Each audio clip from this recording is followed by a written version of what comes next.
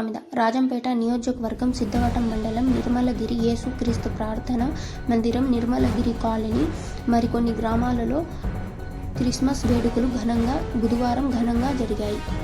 చర్చిలో క్రిస్మస్ పండుగ సందర్భంగా ఫాదర్ మెల్వన్ ప్రత్యేక ప్రార్థనలు చేశారు. క్రీస్తు యొక్క ఉపసందేశాలు తెలియజేశారు.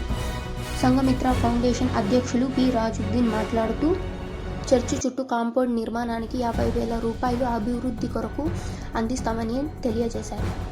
క్రైస్తవ మహిళలకు 300 చీరలు పంపిణీ చేశారు. అనంతరం ఆయనకు చర్చి ఫాదర్